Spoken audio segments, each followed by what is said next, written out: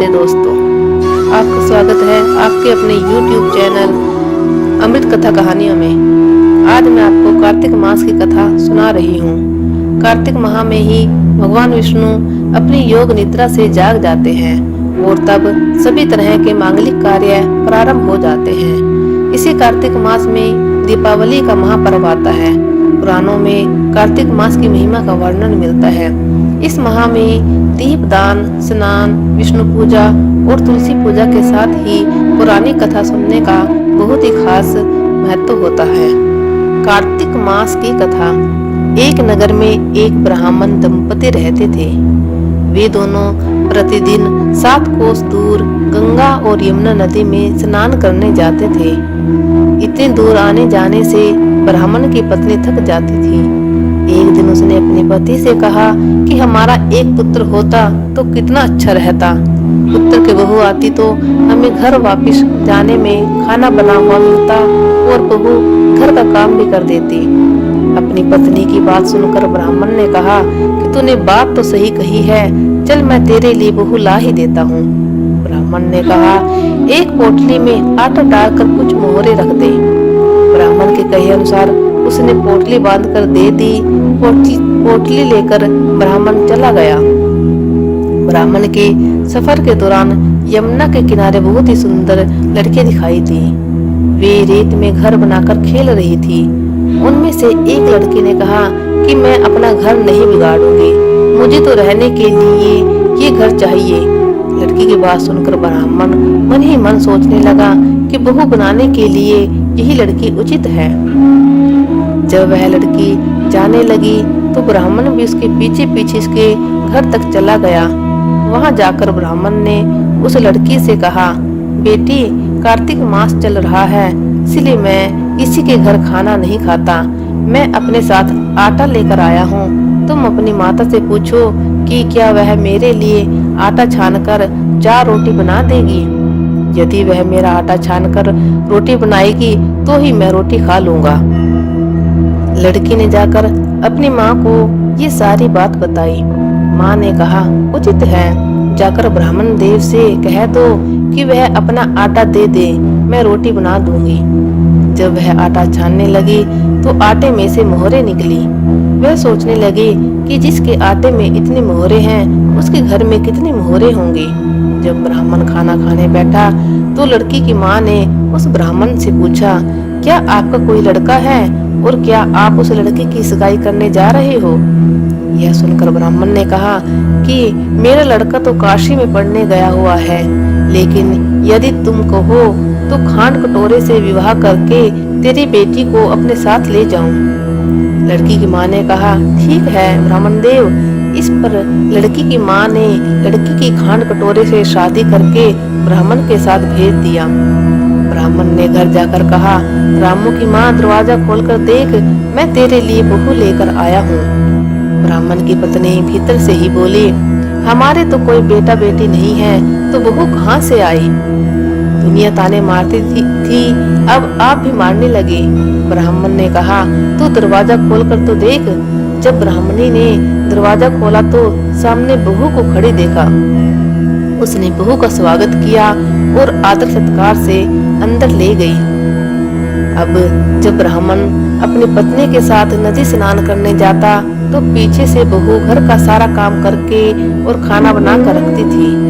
वह उनके कपड़े धोती और रात को हाथ पैर भी दबाती थी। इस तरह बहुत दिन बीत गए। ब्राह्मणी ने अपनी बहू से कहा कि बहू, कभी भी चूल्हे की आग मत बुझने देना और मटके का पानी खत्म होने मत देना। परंतु एक दिन चूल्हे की आग बुझ गई। यह देखकर बहू घबरा गई और भागी भागी अपने पड़ोसन के पास गई और कहा कि मेरे चूल्हे की आग बुझ गई है, मुझे थोड़ी आग चाहिए। मेरे सास ससुर सुबह 5 बजे से गए हुए हैं। वह थके हुए घर आएंगे, इसलिए मुझे उनके लिए खाना बनाना है। यह सुनकर पड़ोसन ने कहा कि तू तो बावली है, तुझे यह दोनों मिलकर पागल बना रहे हैं। इनके कोई पुत्र नहीं है, ये निसंतान है।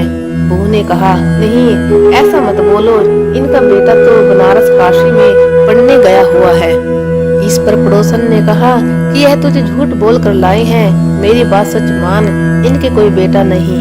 अब बहू पड़ोसन की बातों में आ गई और कहने लगी, अब आप ही बताओ कि मैं क्या करूं। पड़ोसन ने कहा, करना क्या है, जब तुम्हारे सास ससुर आई तो जल ही रोटियां बना कर देना और बिना नमक की दाल बना कर देना। खीर की कड़छी दाल में और दाल की कड़छी खीर में डाल देना। पड़ोसन ने उसे अच्छे से सिखा पढ़ा दिया। फिर जब उसके सास ससुर घर आई तो उसने न तो उनका आदर सत्कार किया और न ही उनके कपड़े धोए। जब उसने सास ससुर को खाना दिया तो सास बोली, बहू आज यह रोटी जली हुई क्यों है और दाल भी अलूनी है। तब बहू ने पलट कर कहा कि एक दिन ऐसा खाना खा लोगे तो कुछ बिगड़ नहीं जाएगा तुम्हारा। सास ससुर को खरी खोटी सुनाकर वह फिर से पड़ोसन के पास गई और बोला कि अब आगे क्या करना है। पड़ोसन ने कहा कि अब तुम सातों कोठों की चाबी मांग लेना। अगले दिन जब भी स्नान करने के लिए जाने लगे तो बहू अड़ गई कि मुझे तो सातों कोठों की चाबी चाहिए। तब ससुर ने कहा कि इसे चाबी दे दो। तब सास ने बहू को चाबी दे दी। सास ससुर के जाने के बाद जब बहू ने दरवाजे खोले तो देखा कि किसी में अन्न भरा है, किसी में धन भरा है और किसी कोठे में बर्तन पड़े हैं। जब उसने सबसे ऊपर का सातवां कोठा खोला तो देखा कि शिवजी, पार्वती माता, गणेश जी, लक्ष्मी माता जी, पीपल पथवारी, कार्तिक के ठाकुर, राय दामोदर, तुलसी जी का बिड़वा, गंगा यमुना और 33 कोटि देवी देवता विराजमान है। वहीं पर एक लड़का चंदन की चौकी पर बैठा माला जप रहा है। यह सब देखकर उसने लड़के से पूछा कि तुम कौन हो। तब लड़का बोला कि मैं तेरा पति हूँ, अभी दरवाजा बंद कर दे, जब मेरे माता पिता आएंगे तब दरवाजा खोलना। यह सब देखकर बहू बहुत खुश हुई और 16 श्रृंगार कर सुंदर वस्त्र पहनकर अपने सास ससुर का इंतजार करने लगी। उसने अपने सास ससुर के लिए अच्छे अच्छे पकवान बनाए। जब उसके सास ससुर घर पर आए तो उसने उनका आदर सत्कार किया और प्रेम पूर्वक खाना खिलाया और हाथ पैर दबाने लगी। पैर दबाते दबाते बहू ने कहा कि माँ, आप इतनी दूर गंगा यमुना स्नान करने के लिए जाती हो तो आप थक जाती हो, इसलिए आप घर पर ही स्नान क्यों नहीं करती। यह सुनकर सास कहने लगी कि बेटी, गंगा यमुना घर पर तो नहीं बहती है। तब उसने कहा, हाँ माँ जी बहती हैं, चलो मैं आपको दिखाती हूँ। जब बहू ने सातवां कोठा खोल कर दिखाया तो उसमें शिव जी, पार्वती जी, गणेश जी, लक्ष्मी जी, पीपल पथवारी, कार्तिक के ठाकुर, राय दामोदर, तुलसी जी का बिड़वा, गंगा यमुना बह रही है और 33 कोटि देवी देवता विराजमान है। वह चौकी पर बैठा एक लड़का माला जप रहा है। माँ ने उसे देखकर कहा कि बेटा तू कौन है। लड़का बोला, माँ मैं तेरा बेटा हूँ। तब ब्रह्मणी ने पूछा कि तू कहाँ से आया है। लड़के ने जवाब दिया कि मुझे कार्तिक कदे ने भेजा है। माँ ने कहा, बेटा यह संसार कैसे मानेगा कि तू मेरा बेटा है। माँ ने कुछ विद्वान पंडितों से मदद मांगी।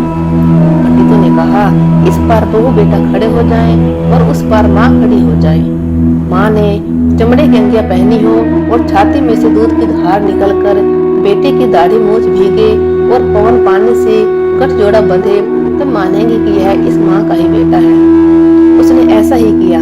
चमड़े की अंगिया फट गई और छाती में से दूध की धार निकलकर बेटे की दाढ़ी मूंछ भीग गई। पवन पानी से बहू बेटे का गठजोड़ बंध गया। यह सब देखकर ब्राह्मण और उसकी पत्नी की खुशी का ठिकाना ना रहा। तो यह थी कार्तिक मास की कथा। हे कार्तिक के ठाकुर, जैसे ब्राह्मण और ब्राह्मणी को बहू बेटा दिया वैसे सबको देना। कार्तिक मास की कथा कहने, सुनने और हुंकारा भरने वाले सब पर कृपा करना।